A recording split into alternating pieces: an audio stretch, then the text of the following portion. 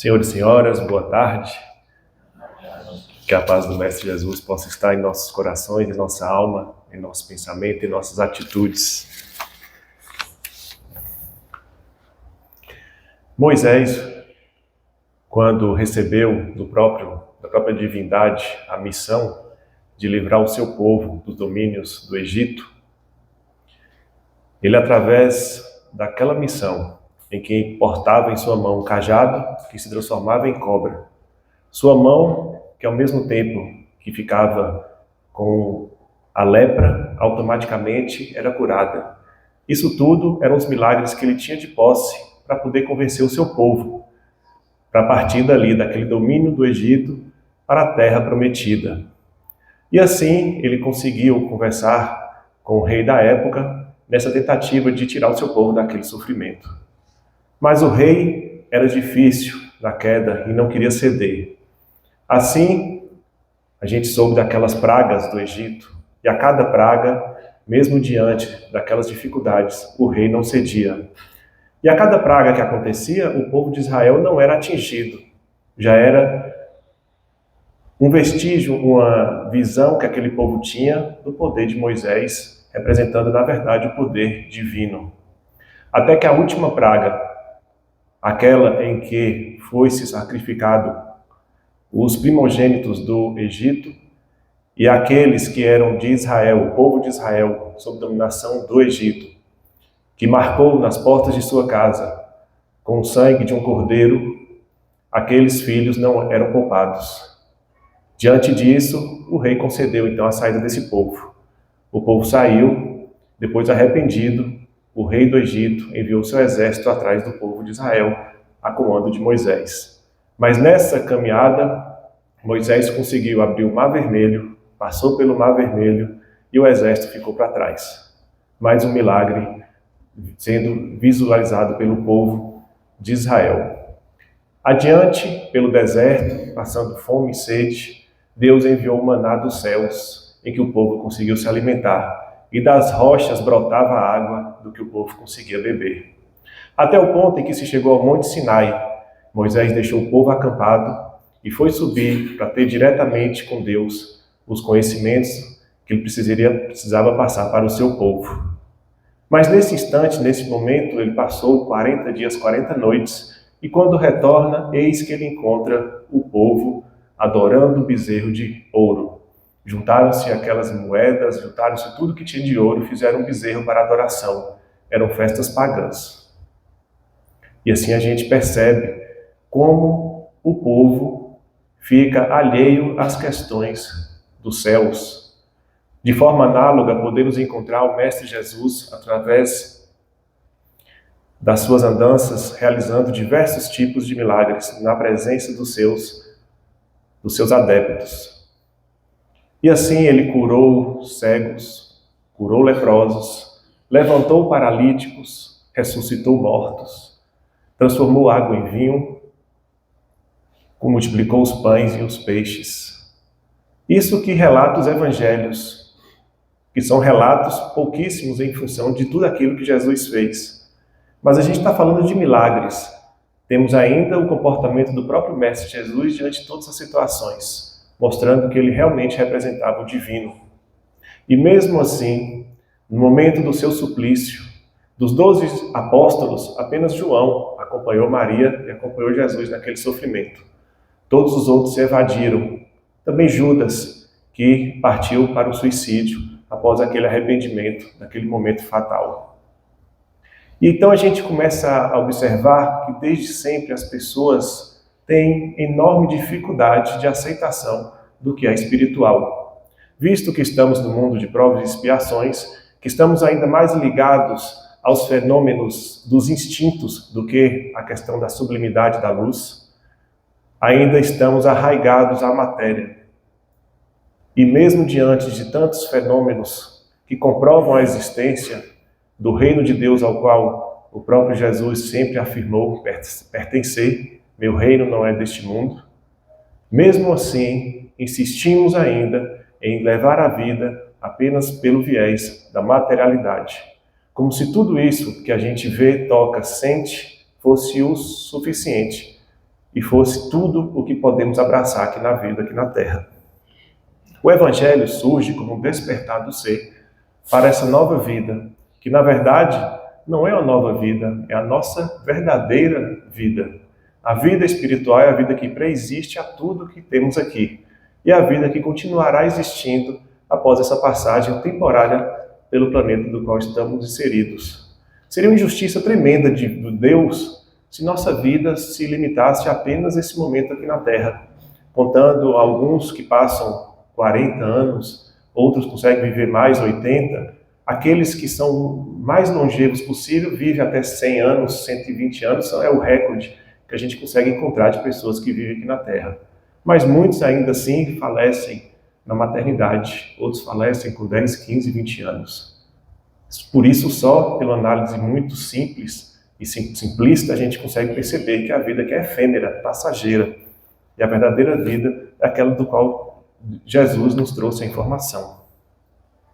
O Espiritismo veio após 2000 anos, quase 2000 anos, nos trazer mais informações e nos despertar para o verdadeiro sentido do Evangelho de Jesus. Ele se torna, então, uma chave que abre a porta do Evangelho para que consigamos adentrar esses conhecimentos de forma mais profunda e entender muitas vezes daquilo que o Mestre tinha falado e ficou ou de forma implícita ou de forma interpretada de maneira errada ou talvez incompleta. E o Espiritismo vem ampliar essa forma como a gente consegue enxergar aquilo que o Evangelho nos trouxe. Severino Celestino, que é um estudioso do Espiritismo, ele é espírita, mas ele fala como historiador. Essa fala é dele. Eu, Severino, como historiador, depois de tanto estudar sobre o cristianismo primitivo, todo o material que ele foi buscar direto na fonte, ele disse: o Espiritismo é a doutrina que mais se aproxima ao Evangelho primitivo. Então a gente tem em nossas mãos um importante instrumento para a gente aprofundar nos conhecimentos do Evangelho de Jesus. E Jesus sempre, em suas falas, condenou orgulho e egoísmo, e toda a sua prática era voltada para o bem e para a caridade, sendo a caridade o elemento mais importante para que o ser avance moralmente na escala espiritual. A gente pode observar no retorno dos espíritos que vieram dar mensagem para Allan Kardec no livro Céu e Inferno, que aqueles espíritos que são considerados felizes, todos eles têm como moeda para poder ter essa felicidade a prática do bem que realizaram. Todos os outros que são infelizes, ou espíritos moderados, ou aqueles criminosos arrependidos, todos os outros não fizeram a caridade. Uns não fizeram como deveriam ter feito, outros não fizeram caridade nenhuma. E à medida que o ser se afasta do bem, mais profundamente ele entra nos abismos do seu próprio interior, em dores e sofrimentos, em padecimentos morais, em sentimentos de tristeza e de sofrimento.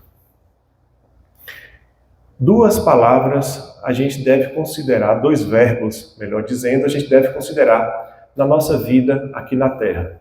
O verbo ser e o verbo estar. Quando a gente coloca que estamos no mundo, é diferente de sermos do mundo. Quando somos do mundo, vivemos a materialidade. Quando estamos no mundo, observamos que estamos de passagem e a partir disso vamos viver de uma maneira diferente. É isso que o Evangelho nos propõe. Tem um texto no Evangelho segundo o Espiritismo, o homem no mundo. Esse texto é assinado por um espírito protetor. E lá fala que por mais que as pessoas possam viver pensando no bem, clamando pelo mundo espiritual, elas não devem simplesmente abandonar a vida aqui na Terra, ficar alheia às condições da vida aqui na Terra. Não é isso que os espíritos querem. Eles querem que a gente viva no mundo, passando as dificuldades do mundo, mas em cada atitude que tomemos, ao iniciar uma tarefa ou a concluir essa mesma tarefa, coloquemos Deus. Deus para pedir, Deus para agradecer. E assim sendo, em todas as atitudes que formos tomar no nosso dia a dia, lembremos sempre do divino que nos criou, do divino que nos conduz, e assim sendo, tomemos as decisões baseadas nesse Deus, sempre promovendo o bem, procurando fazer o bem, sempre nos colocando na condição do outro e imaginando como é que gostaríamos que fôssemos tratados. Assim sendo, nesse preâmbulo, antes de entrarmos na parábola do mal rico, para que a gente reflita a condição em que estamos aqui na Terra, se transitamos entre ser e estar, ou se estagnamos entre ficar no mundo, entre pertencer ao mundo, ou se estamos realmente buscando estar de passagem pelo mundo. A parábola do mal rico é uma das poucas parábolas do Mestre, ou talvez a única, que ele cita de forma veemente a existência do reino de Deus no mundo espiritual, no sentido de parábola. Porque as parábolas em geral de Jesus, ele cita muito a questão do cotidiano. A gente pode observar o filho pródigo, é uma questão cotidiana. A gente pode observar a do joio e do trigo, a parábola dos talentos, a parábola do bom samaritano, sempre são questões cotidianas. A parábola do mal rico tem uma parte que se inicia no mundo material e a maior parte da parábola acontece no mundo espiritual. Interessante que essa parábola, ela pode ter dois nomes, ou parábola do mal rico ou parábola do rico e de Lázaro. Interessante que ele coloca o rico como um anônimo, mas dá um nome, ele coloca o nome para Lázaro, para justamente nessa parábola a gente ter um entendimento da importância da conduta de Lázaro e colocar a conduta do rico como algo para a gente poder evitar. Esse estudo não pretende extrair todas as interpretações dessa parábola, longe disso. Ela foi baseada, o estudo, através da metodologia do NEP. E no NEP, um único versículo, a gente pode ficar de 1h30, que é o tempo do nosso estudo, ou a gente pode até passar para a outra semana para continuar estudando o mesmo versículo. Essa parábola que consta de vários versículos, impossível seria extrair dela todo o conteúdo ou fazer toda a análise possível. Mas a gente consegue, nessa tarde, tirar algumas informações e tirar algumas reflexões que possam contribuir para a nossa vida. A início do título, Parábola do Mal Rico, a gente já pode tirar algumas lições. Mas antes, vamos ler a parábola toda para que vocês entendam o que ela diz. Então vamos lá. Havia um homem rico que vestia púrpura e linho e se tratava magnificamente todos os dias. Havia também um pobre, chamado Lázaro, deitado à sua porta, todo coberto de úlceras, que muito estimaria poder mitigar a fome com as migalhas que caíam da mesa do rico. Mas ninguém lhes dava e os cães lhe vinham lamber as chagas. Ora, aconteceu que esse pobre morreu e foi levado pelos anjos para o seio de Abraão. O rico também morreu e teve por sepulcro o inferno. Quando se achava nos tormentos, levantou os olhos e viu de longe Abraão e Lázaro em seu seio, e exclamando disse estas palavras: Pai Abraão, tem piedade de mim e manda-me Lázaro, a fim de que me molhe a ponta do dedo na água, para me refrescar a língua, pois sofro horrível tormento nessas chamas. Mas Abraão lhe respondeu: Meu filho, lembra-te de que recebeste em vida teus bens e de que Lázaro só teve males. Por isso, ele agora está na consolação e tu nos tormentos. Ao demais, existe para sempre um grande abismo entre vós e nós, de sorte que os que queiram passar daqui para aí não podem, como também ninguém pode passar do lugar onde estás para aqui. Disse o rico: Eu então te suplico, pai Abraão, que o mandes à casa de meu pai, onde tenho 5 irmãos, a dar-lhes testemunho destas coisas, a fim de que não venham também eles para este lugar de tormento. Abraão lhe retrucou: Eles têm Moisés e os profetas, que os escutem. Não, meu pai Abraão, disse o rico, se algum dos mortos for ter com eles, farão penitência. Respondeu-lhe Abraão: Se eles não ouvem a Moisés nem aos profetas também não acreditarão, ainda mesmo que algum dos mortos ressuscite. Do próprio título já podemos extrair algumas informações. A parábola do mal rico. Se é mal rico, já podemos concluir que existe o bom rico. Então Jesus, em hipótese alguma, condenava a riqueza. Podemos perceber que Jesus não condenava a riqueza nas passagens do mancebo rico e de Zaqueu.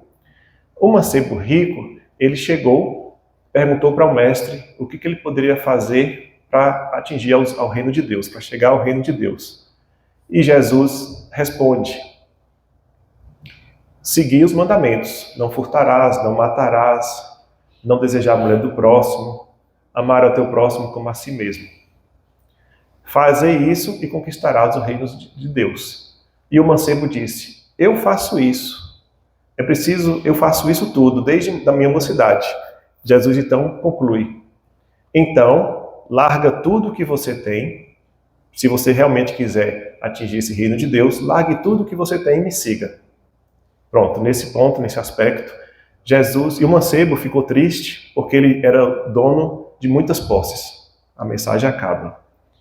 Então, nesse ponto, se a gente interpreta ao pé da letra, Jesus está dizendo que para alcançar o reino de Deus é preciso abster-se de todo o bem material. Em compensação, quando a gente vai para a passagem do irmão Zaqueu, em que ele subiu numa árvore porque ele era pequenininho e a multidão cercava sempre Jesus, para ele poder ter acesso a visualizar Jesus, ele teve que subir numa árvore. Jesus, então, vendo Zaqueu em cima da árvore, olhou para cima e falou: desce daí que hoje eu passarei na tua casa. E assim, Jesus foi então até encontro com Zaqueu, quando Zaqueu já foi de imediato falando para Jesus: mestre, eu irei doar a metade dos meus bens para os pobres. E aqueles a quem porventura eu tenho prejudicado, ressarcirei 4 vezes mais. E Jesus então fala: nessa casa hoje entrou a salvação. Mas observemos, Zaqueu não falou que doaria 100% dos seus bens. E mesmo assim, Jesus disse que naquela casa entrou a salvação. No Evangelho segundo o Espiritismo, no capítulo 16, em que trata do tema servir a Deus e a mamon, no caso, pode se traduzir como dinheiro, ele tem um título, o título de um texto que é o seguinte: utilidade providencial da fortuna. E a fortuna tem uma utilidade realmente providencial. Quando fala providencial, vinda de Deus. Vejamos, onde tem riqueza, existe uma grande chance de haver progresso, que não seja o progresso moral, mas há certamente o progresso intelectual. A riqueza faz com que as coisas se movimentem e avancem.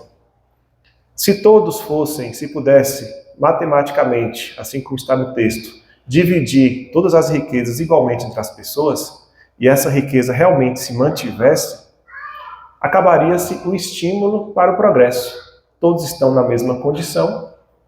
Será que talvez aquela pessoa avançaria em um estudo de anos e anos sem um estímulo qualquer, sendo que aquele outro que está com os braços cruzados tem o mesmo recebimento ou o mesmo benefício?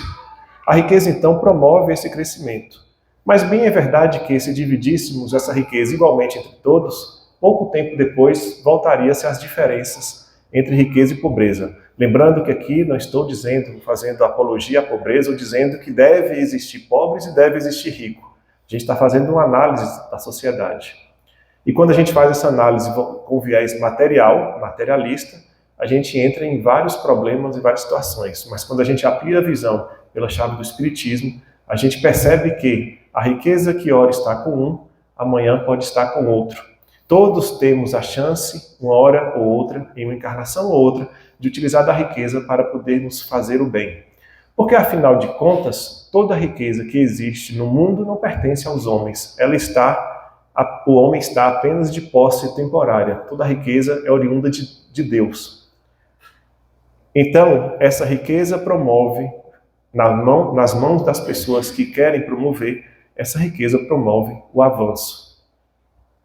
Assim a gente encontra, por exemplo, o avanço da tecnologia oriunda da riqueza. Como é que, por exemplo, Elon Musk fez um foguete da ré através de muito recurso? Aí alguém pergunta, mas que sentido tem um foguete da ré? O que beneficiou isso à sociedade? Evidente que, a priori, não teve você não percebeu. Mas uma vez que a tecnologia avança no foguete, ela avança nos meios de transporte do dia a dia, barateando o custo. E assim a sociedade começa a avançar em tecnologia em vários aspectos. É só um exemplo. Então a riqueza promove isso. Outro ponto, outro texto, é quando se trata das desigualdades da riqueza, é outro texto também que fala justamente sobre isso. A desigualdade, num viés material, é muito, mas muito injusta. Mas a questão do dinheiro, da riqueza, ele não é o problema em si. O problema são as pessoas que utilizam mal da riqueza e do poder e do dinheiro. Porque o dinheiro e riqueza são elementos neutros. Nas mãos das pessoas certas, ele pode se fazer inúmeros benefícios. E aí o Espiritismo nos revela, então, que se eu tenho a riqueza hoje e só usufruo para o meu bem-estar e não compartilho com o outro, é porque eu não aprendi ainda a utilizá-la da maneira correta. Venho então em nova condição, na condição agora sem essa riqueza, para aprender o outro lado, o lado que queria ajuda, que eu não ajudei, eu agora estou do lado que precisa de ajuda, para perceber então a necessidade e o bem que a riqueza pode promover. Quem sabe agora, em próxima ocasião, em que eu já estou mais maduro e tenha novamente acesso à riqueza, com todo esse potencial que eu aprendi a partir da dor e do sofrimento, eu consigo agora fazer com que esse bem seja espalhado através dessa riqueza. No primeiro ponto então, da passagem, vamos continuando. Havia um homem rico que vestia púrpura e linho. Eu dividi em algumas passagens e eu vou lendo cada tópico, cada passagem e vou comentando. Havia um homem rico que vestia púrpura e linho e se tratava magnificamente todos os dias. Havia também um pobre chamado Lázaro deitado à sua porta, todo coberto de úlceras, que muito estimaria poder mitigar a fome com as migalhas que caíam da mesa do rico, mas ninguém lhes dava e os cães lhe vinham lamber as chagas. Kai Barchuta, no livro Parábolas e Ensinos de Jesus, nos diz o seguinte: tanto o rico quanto Lázaro personificam a humanidade, que está sempre rebelde aos ditames da luz e da verdade. Um sofreu na terra para gozar no céu, outro gozou na terra para sofrer no céu. E nessa fala de Kai Barchuta podemos entender que o rico ele acaba sendo uma expressão do próprio egoísmo e do orgulho da vaidade. O rico é a expressão exata daquele que vive 100% para a matéria. É aquele que, do verbo que foi citado, ele vive, ele pertence ao mundo. Ele não está no mundo, ele é do mundo. E esse ser, ele só olha para si próprio. E a falta de humildade, que a humildade faz com que a gente reconheça uma força superior, essa falta da humildade faz com que a soberba tome conta. E essa soberba tomando conta, o rico aqui se sente o senhor de si. Ele se sente pleno, ele não deve nada a ninguém, a nenhuma circunstância ou a nenhuma situação. Já o pobre, ele mostra a resignação. E aqui não se trata daquele pobre orgulhoso, porque o fato de salvação não está no dinheiro ou na riqueza, está no comportamento e na atitude, está na essência, naquilo que a pessoa construiu internamente. O Evangelho, ele é passado para a gente como transformação íntima. Se o Evangelho não atingiu o ser para a transformação íntima, a pessoa ainda não usufruiu aquilo potencial que o Evangelho tem para oferecer. Porque todos os ensinamentos do Mestre é voltado para o interior do ser. Outro ponto é que os ensinamentos do Mestre, ele não é voltado para o ser material, é voltado para nós como seres espirituais. Hoje estamos em posse de um corpo e de um caractere e de uma personalidade. Amanhã, quando nascermos em outra família, com outra instrução, outra forma de educação, adquiriremos nova personalidade, mas a essência continua do espírito. E é a esse espírito que o Mestre Jesus fala, porque a mensagem, ela só vai ter um entendimento completo se abordarmos o ser integral como ser espiritual, não como ser material. Esse pobre, ele foi para o céu, como diz na passagem a seguir, porque ele não tinha orgulho. Na verdade, o fato dele ter as chagas, o Espiritismo, utilizando a chave do conhecimento, nos mostra se ele tinha chagas, se ele sofria aquela questão da pobreza, e se ele foi para o céu, é porque ele passou pela prova da maneira como deveria passar. Ele suportou cada dificuldade. Ele soube passar pela prova com resignação, porque em outra hora, em outra época, algum mal ele há de ter praticado. Porque se ele, nessa vida ele se apresenta com tantas chagas e tantas dores, é porque ele estava passando por alguma situação de recuperação daquele mal, de reparação do mal que porventura ele tenha provocado em outra existência. Mas ele veio com a maturidade tamanha que a partir daquele momento que ele estava ali, ele se propôs a passar por aquela prova com resignação, com dignidade. E observemos que o que ele almejava da mesa do rico não era a riqueza do rico, eram apenas as migalhas que pudesse vir daquela mesa, porque o que ele precisava era apenas sobreviver. Aquilo que Jesus fala, a cada um é preciso apenas o necessário. Não vamos nos importar com o dia de amanhã, deixa o dia de amanhã, os problemas para amanhã, vamos nos importar com o dia de hoje, vivamos o dia de hoje. E ele fazia isso com maestria, porque tinha a humildade de permitir que os cães lhe viessem lamber as feridas como forma de tratamento. E nessa passagem mostra que os cães tinham mais dignidade do que o próprio rico, porque o rico não ofertava nem as migalhas, não era nem o que lhe sobrava, porque as migalhas não vamos dizer que é o que sobra, é o que ele jogava fora. Nem aquilo que ele jogava fora, ele tinha o desejo de entregar ao pobre. Outro ponto que a gente pode observar, que o pobre não estava ali apenas de passagem, ele morava ali na frente da casa do rico. Então o rico não poderia alegar que ele não viu, que naquele dia ele não estava em casa, ou que porventura ele não saiu à porta. Era uma situação do cotidiano.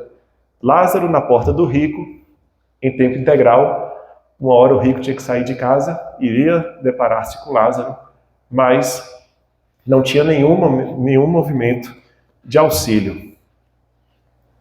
E eu trouxe aqui um exemplo para a gente observar e para a gente refletir a respeito daquilo que a gente faz com aquilo que a gente tem e dos interesses que carregamos no íntimo a respeito de riqueza. No livro de psicografia de Chico Xavier pelo Espírito Irmão X, temos, Irmão X no caso Humberto de Campos, e esse livro, o título é Relatos da Vida de Humberto de Campos, Relatos da Vida. Então, o título é Entre Duas Semanas. Existia um irmão Rogério, que era um espírito atuante em uma casa. Ele se manifestava na médium Dona Jovina. E tinha um senhor chamado João Anselmo. E João Anselmo, corretor de imóveis, eu sou corretor de imóveis. João Anselmo, corretor de imóveis, ele chegou falando com o espírito. Senhor Rogério, o senhor sabe, né, que a gente tem a pretensão de fazer o bem, a gente almeja atingir o máximo de pessoas em benefício, de poder levar tudo que pudermos de bem a essas pessoas, mas também a gente necessita para tal ação de recurso. Isso mesmo, recurso, a gente precisa de recurso para poder auxiliar. Como é que a gente vai fazer uma obra se não tiver recursos? A gente precisa de dinheiro, é isso mesmo. O senhor será que não poderia, lá com o seu grupo, são palavras minhas na interpretação do texto, mas a ideia é essa. Será que o senhor não poderia mover lá os pauzinhos e conseguir que aparecesse em minhas mãos algum recurso inesperado, ou que de repente eu fizesse algum negócio maior, e a partir então desse recurso eu conseguiria colocar a obra para frente? E aí o irmão Rogério pensou e falou: olha, nosso tempo está acabando, mas é lícito o pedido do irmão, mas vamos analisar na próxima reunião e damos a resposta. Pois bem, Então, Anselmo estava andando nos arredores da cidade, entre uma fazenda e outra, que ele trabalhava vendendo imóveis, e no percurso apareceu aquela ventania que forma aquele espécie de redemoinho, e a poeira passou por ele, ele teve que parar para esperar aquela poeira baixar. Eis que a poeira baixa e aos pés dele ele encontra uma nota de 10 cruzados novos. Fica muito feliz, abaixa, pega o dinheiro. Ele começa a caminhar, não deu 200 passos e encontra lá na frente uma senhora ajoelhada em súplicas. Meu irmão, por favor, me ajude. E ele já em tom meio grosseiro, o que a senhora quer? É que eu tenho um filho adoentado, eu preciso de 2 cruzados para pagar a conta lá na farmácia, para que ele me libere o crédito para eu pegar mais remédio. O senhor pode me ajudar? E ele retrucou, a senhora acha que eu sou banco? A senhora acha que eu acho dinheiro à toa para poder te ajudar assim? Vá trabalhar, vai trabalhar, não tenho que te ajudar agora não. Aí ela, pelo amor de Deus, e suplicando, ele, sai da minha frente que eu tenho mais o que fazer, e saiu. Passado então uma semana, ele retorna para a reunião mediúnica, veste então, pega a cara de anjo, veste para poder pedir, novamente retomar o assunto com o irmão Rogério. Pois é, irmão Rogério, vimos conversando a respeito da necessidade. Irmão Rogério então fala, a gente sabe que realmente muitas obras precisam de recursos para que aconteça. Mas vejamos, a gente percebeu que o irmão não pôde dar 2 cruzados para o irmão em necessidade. Isso depois de termos, através do vento, colocado a seus pés uma nota de 10. Se o irmão não pôde ajudar nessa circunstância, o que faria se colocássemos fortunas em suas mãos? E aí termina o texto para nossa reflexão. Vamos continuar então, que o tempo está andando. Ora, acontece que esse pobre morreu e foi levado pelos anjos para o seio de Abraão. O rico também morreu e teve por sepulcro o inferno. Aqui a gente tira alguma questão interessante. O pobre morreu e foi levado ao colo de Abraão. Já o rico morreu e teve por sepulcro o inferno. Para o rico de espiritualidade, né? Para o pobre que foi para os braços de Abraão, Jesus não utiliza o termo sepulcro. Mas já para o rico, ele usa sepulcro. A gente percebe na doutrina espírita que as pessoas que são apegadas à materialidade têm dificuldade de se desvincular ao corpo físico. Uma vez que não vivemos a espiritualidade, o ser que não vive a espiritualidade, quando desencarna, na verdade, quando falece o corpo físico, tem dificuldade do desenlace com o próprio corpo material. A gente escuta relatos e vê relatos nas obras de André Luiz, nas obras de Manuel Filomeno, que esses seres tão materializados, muitas vezes sentem os vermes corroendo o corpo físico, como se tivesse a corroer o seu próprio espírito, porque mentalmente eles ainda estão conectados àquele corpo. Muitos ainda se sentem detentor das posses que deixaram na terra, ou detentor de posses pessoas. É minha mulher, é meu marido, é meu filho. E esse apego, toda essa pressão da matéria sobre o espírito faz com que ele não tenha um desenlace completo dessa matéria. E aí sofre em função disso. Então ele foi levado ao sepulcro e foi parar no inferno. Céu e inferno, a própria doutrina espírita nos relata que são estados de consciência, não são estados circunscritos no espaço. Não existe um local onde se toca a harpa, onde as nuvens ficam pairando e todos curtindo ali o não fazer nada, contemplando somente a natureza sem fazer nada. O céu, se vocês não gostam, o céu é trabalho. Todos os espíritos superiores trabalham. O trabalho é incessante. Não tem mais a veste física que compromete a qualidade do trabalho. É o tempo todo agindo no bem. Se observarmos Jesus enquanto encarnado, Jesus não falou um A que não fosse em benefício de alguém ou que não fosse para educar. Jesus não perdia tempo. O tempo todo que Jesus esteve aqui na Terra foi para educar. Foi trabalhando, foi exemplificando. E assim são os espíritos superiores. Eles estão trabalhando o tempo todo. E a condição é realmente essa, de trabalho. Um ponto é que Lázaro foi parar nos colos de Abraão. Por que que Jesus cita isso? No caso, Abraão foi o pai do judaísmo e do islamismo. No caso, Abraão, ele teve 2 filhos, Isaque e Ismael. Ismael gerou a corrente do islamismo. Já Isaque, ele teve o filho Jacó. Jacó teve os 12 filhos, que são as 12 tribos de Israel. Porventura, Moisés era filho de Levi, da corrente de Levi, que foi um dos filhos de Jacó. E nesse quesito, Abraão é o pai de toda aquela doutrina que Jesus estava apresentando para aquelas pessoas. Então Jesus conversava com as pessoas de acordo com o conhecimento que as pessoas tinham. Por isso que as parábolas falam muito de fazenda, de colheita, porque Jesus falava o texto que aquelas pessoas poderiam entender. Tanto que Jesus cita na passagem Abraão, mas quando Jesus cita o rico chama Abraão de pai Abraão. Jesus não considerava Abraão o pai, mas ele estava contando a história no contexto que aquele povo podia entender. Tanto que Abraão, em momento algum das escrituras antigas, ele aparecia no mundo espiritual. A história de Abraão é contada até o momento de sua morte. Após a morte de Abraão, não se fala mais de Abraão. Jesus aqui, então, colocou Abraão já no mundo espiritual, mostrando o quê? Que as pessoas que fazem o bem vão estar no céu. As pessoas que fazem o mal vão estar no inferno. Já era um ponto em que Jesus mostrava a colheita ao qual ele falava sempre. Que a gente poderia plantar, mas a gente teria obrigatoriamente que fazer a colheita. Nesse caso, a gente entende que quando se faz o bem, o nosso estado de consciência nos conduz aos semelhantes. A gente vai se reunir com aqueles que pensam na mesma sintonia. E aí onde se juntam várias mentes pensando no bem, está criado o céu. Onde se juntam várias mentes pensando no mal, está criado o inferno. Percebamos que apenas o estado de consciência é um estado transitório, porque a pessoa que está pensando negativamente, ela pode, com o tempo, modificar sua sintonia e sair desse inferno íntimo em que ela se encontra.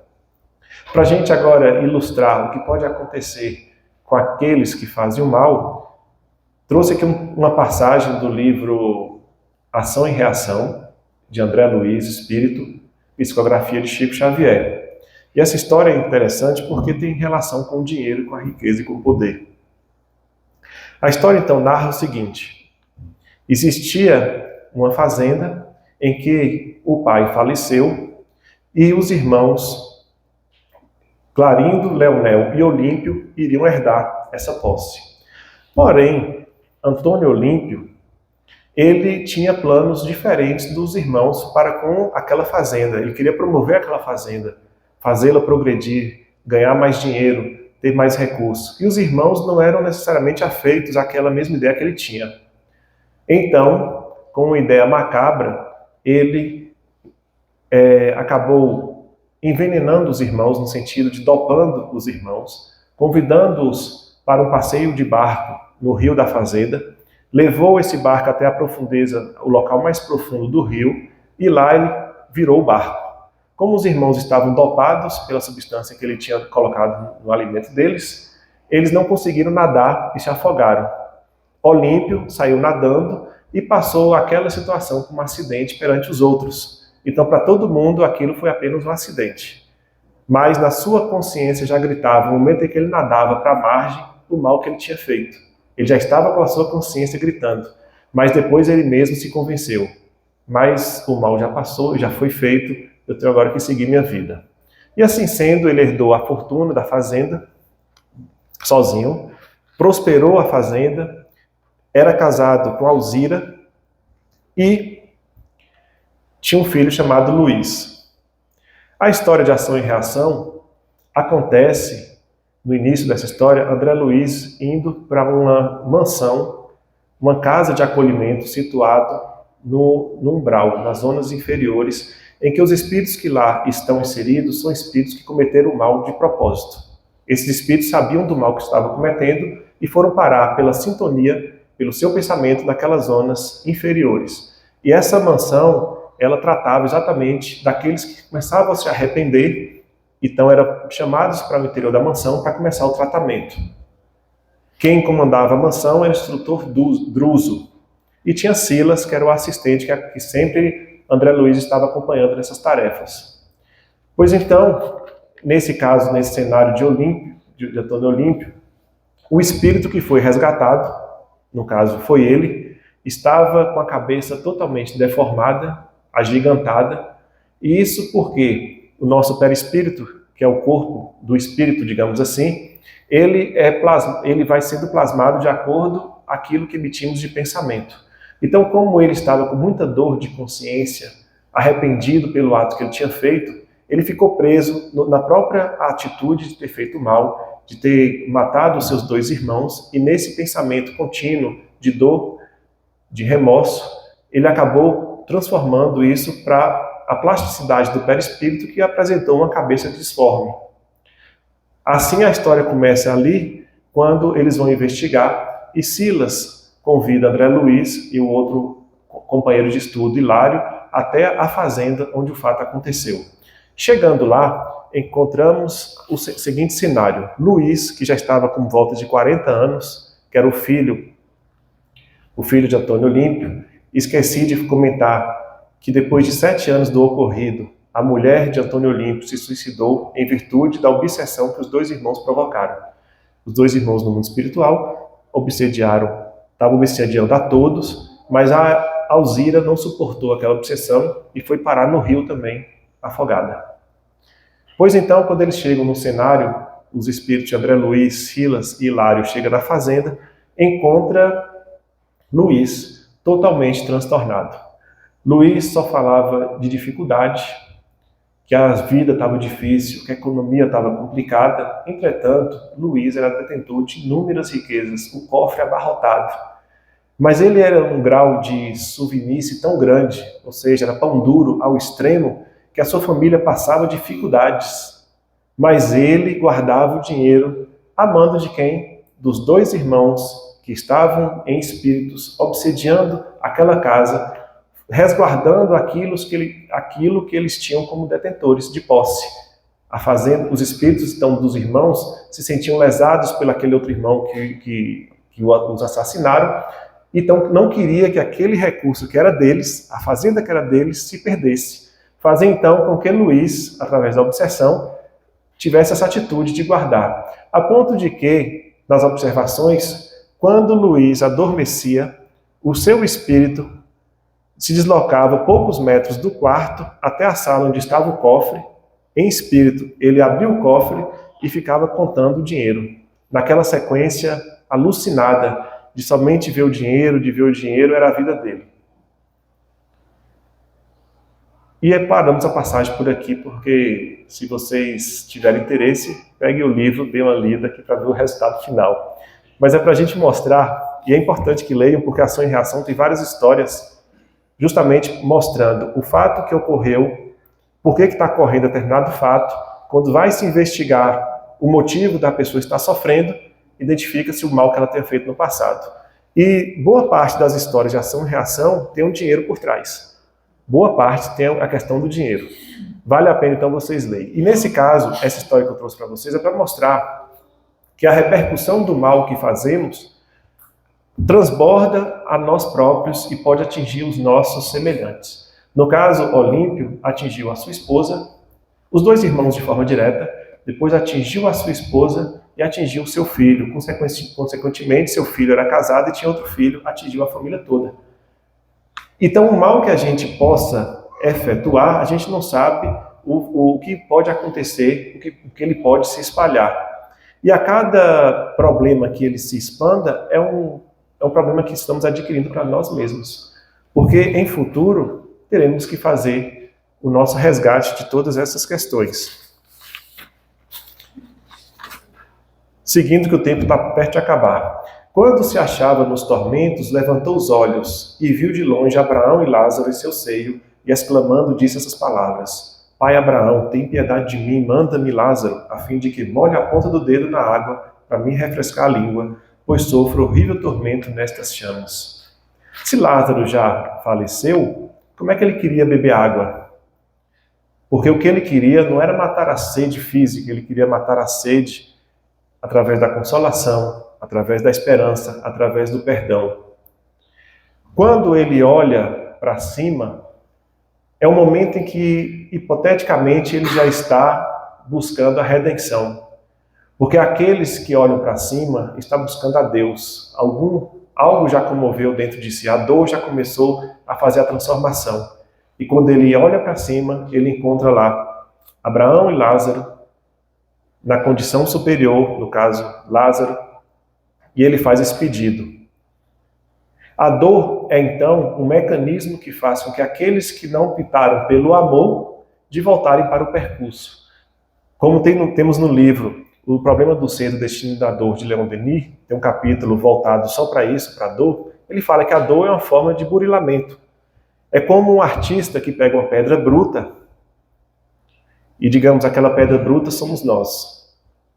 Para o artista, que é Deus, extrair a joia daquela pedra bruta, ou a arte, vamos imaginar aqui uma escultura perfeita.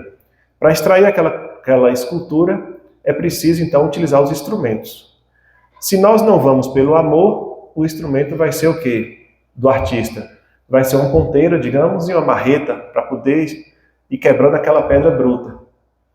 Isso quer dizer o quê? Quanto mais brutos somos, é preciso de uma dor mais potente para que a gente acorde se a gente não toma a medida de partir para o bem.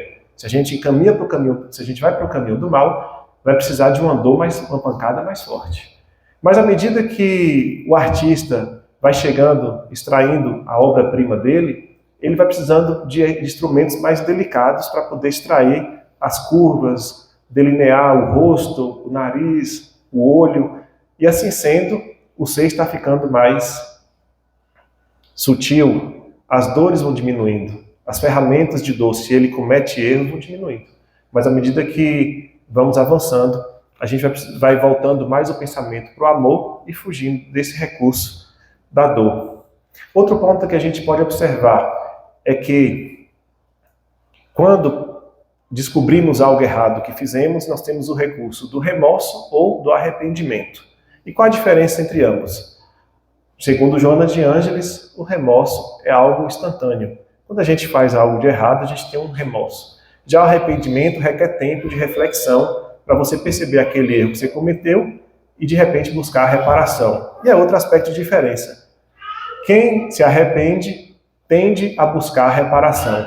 Quem tem um remorso tende a sofrer internamente aquilo que provocou. É como se ficasse se condoendo. O remorso faz a pessoa se condoer, enquanto que o arrependimento promove o fato da pessoa buscar a reparação. Muitas vezes a pessoa tem um remorso não pelo ato em si do erro que ela provocou, mas pelo que as pessoas estão vendo do ato que ela cometeu com a sociedade. Então, ou seja, eu escandalizei na sociedade com alguém, eu fiz algum mal para alguém. Eu tenho remorso não pelo fato de eu ter prejudicado essa pessoa, mas pela imagem que eu estou passando para a sociedade pelo mal que eu fiz. Então a gente tem que ter essa conotação de diferença para que, buscando o arrependimento, a gente busque a reparação. Porque também não basta somente se arrepender, é preciso reparar o ato que a gente tenha cometido de negativo. Mas Abraão lhe respondeu: meu filho, lembra-te de que recebeste em vida teus bens e de que Lázaro só teve males. E assim sendo, o que foi que o rico fez com o bem que ele tinha? Absolutamente nada. E Lázaro, o que fez com aquilo que ele não tinha? Absolutamente tudo. Ele resignou-se com aquilo que ele não tinha. E a gente lembra da parábola dos talentos. O que nós fazemos com os nossos talentos? Porque a parábola diz, um recebeu do Senhor 5 talentos, outro recebeu 2, outro recebeu 1. E o Senhor saiu. Quando o Senhor retorna, depois de muito tempo, aquele servo que tinha 5 talentos, multiplicou os 5 talentos e entregou para o Senhor 10. Aquele que tinha 2, entregou 4. Devolveu os 2 mais 2. E aquele que tinha somente 1, enterrou o seu talento. E aí falou para o Senhor: eu sei que é aquele que colhe onde não plantastes, é aquele que junta onde não espalhastes. Por isso, temendo o Senhor, eu enterrei para poder te devolver. O Senhor fala: servo mau, podia ao menos ter colocado esse talento nos bancos e me rendido os juros. Por isso eu digo, aquele que tem, lhe será dado, e aquele que não tem, lhe será retirado. E quando a gente percebe isso na questão da nossa vida, que o Espiritismo amplia a nossa visão, se nós temos hoje um talento, como estamos tratando hoje de riqueza, temos a riqueza, não utilizamos a riqueza do modo como devíamos, o que acontece? Em próxima encarnação, não temos mais a riqueza. Esse talento que tínhamos foi tirado. Se temos o dom da oratória e utilizamos para prejudicar o outro, para fazer fofoca, a ponto de acabar com famílias, acabar com o comércio de alguém, a título de nossa fala, podemos vir em outra vida mudo. Porque o talento que tínhamos, enterramos, prejudicamos um outro, e assim sendo, para que tenhamos o aprendizado, vemos em próxima ocasião sem aquele talento para darmos valor. Isso é punição divina? Não, isso é processo educativo.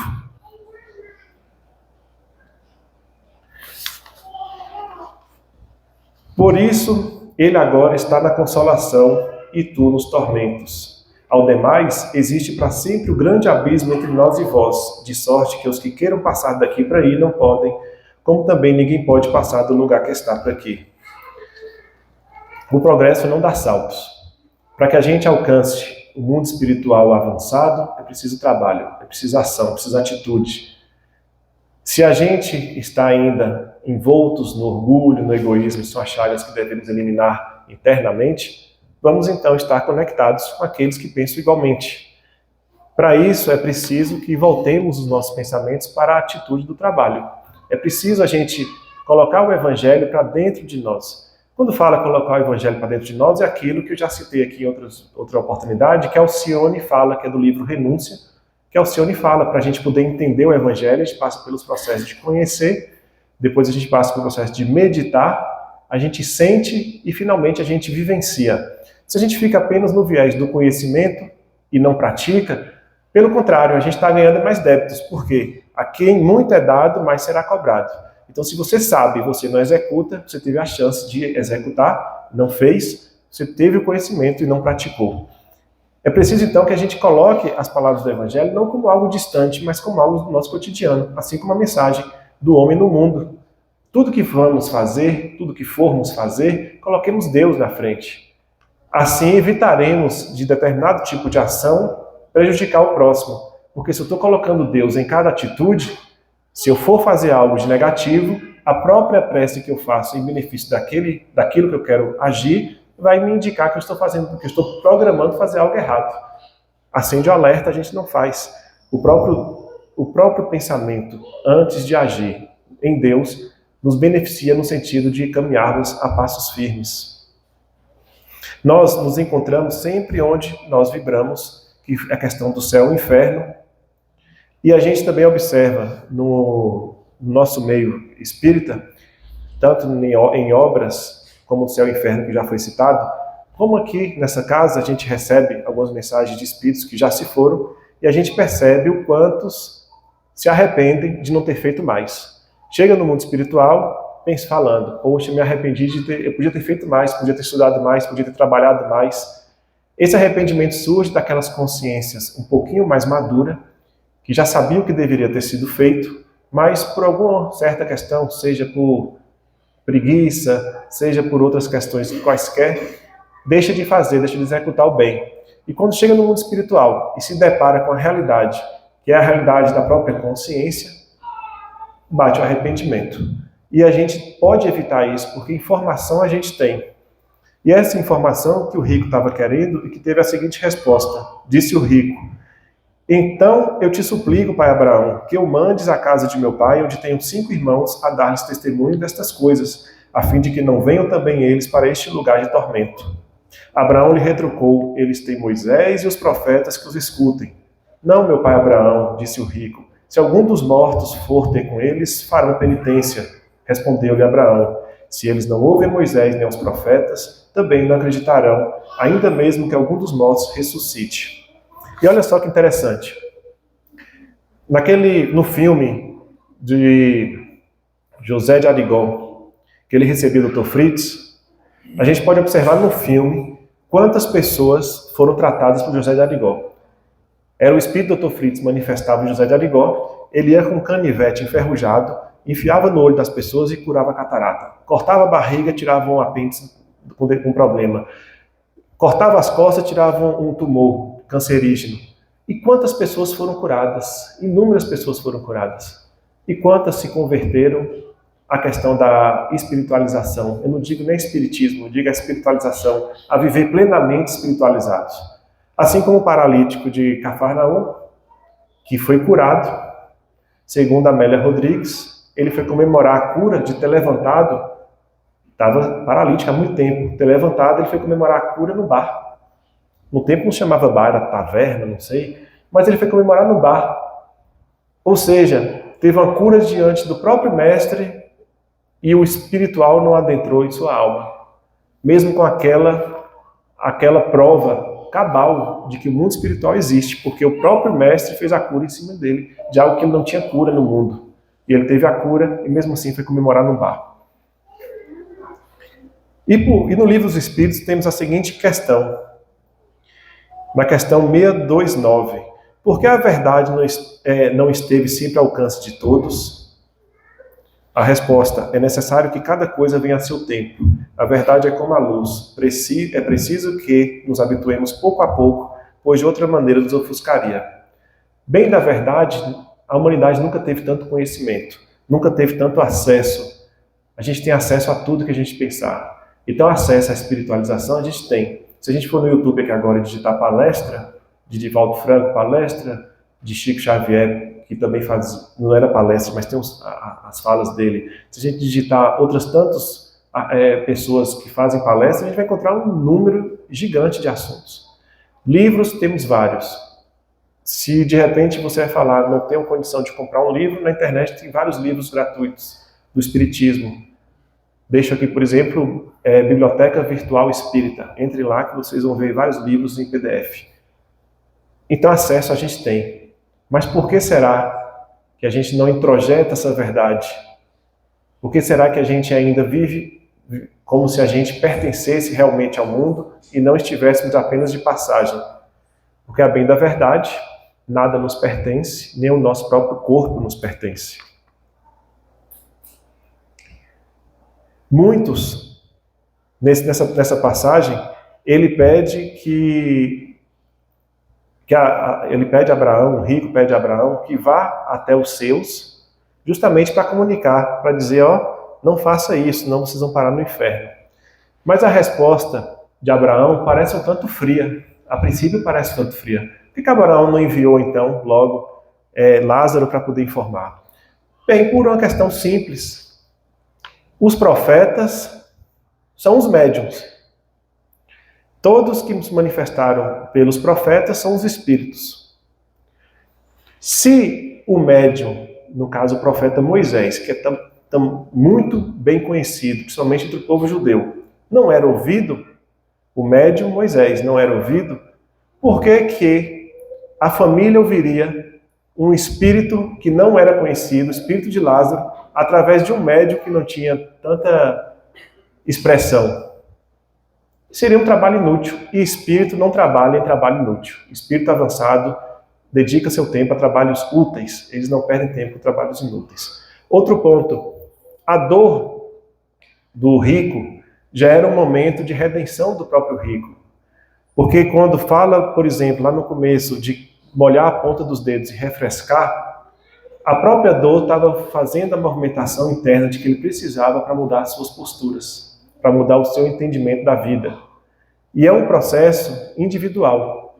À medida que o ser vai entendendo, é que ele vai conseguindo dar outros passos. Mas é preciso passar por esse mecanismo para que ele realmente entenda, nesse caso específico. Cada caso é específico para cada pessoa. E assim, devemos estar sempre atentos a gente ter acesso ao mundo espiritual como temos, principalmente quem está no meio espírita. O acesso que temos, a gente sabe da existência da vida espiritual, sabe da existência da reencarnação, a gente sabe daquilo que o Mestre Jesus nos falou, nos convidando a viver a vida espiritual e a gente se prende à vida material. É preciso a gente ter cuidado para não ficarmos perdendo tempo, ou de frequentarmos, como assim o mentor dos trabalhos da casa sempre fala, de frequentarmos a casa espírita ou a qualquer outro templo religioso, 5, 10, 15, 20, 30 anos e se manter os mesmos, sem mudar postura. Porque quando chegar no mundo espiritual, fatalmente terá arrependimento. Para encerrar, uma passagem aqui de Emmanuel do livro Pão Nosso, que ele fala muito desse rico e de muitas posturas que às vezes a gente tem. O título do texto é Má Vontade, e ele comenta a seguinte passagem de Paulo, em Efésios 5, versículo 11. Não vos comuniqueis com as obras infrutuosas das trevas. E aí a má vontade gera sombra. A sombra favorece a estagnação conserva o mal. O mal entroniza a ociosidade cria a discórdia desperta o orgulho acorda a vaidade atiça a paixão inferior provoca a indisciplina mantém a dureza do coração impõe a cegueira espiritual conduz ao abismo. Entregue às obras infrutuosas da incompreensão, pela simples má vontade, pode o homem rolar indefinidamente aos precipícios das trevas. Assim como o rico, que tinha entre ele e Lázaro um precipício, que saibamos aproveitar as oportunidades que temos, os talentos que temos, as riquezas que temos, seja em espécie de dinheiro, seja em conhecimento, seja em habilidades, para a gente promover o bem. E realmente, quando chegarmos ao mundo espiritual, chegarmos lá não ao colo do pai Abraão, mas chegarmos em condições plenas para trabalhar e para servir. Muito obrigado.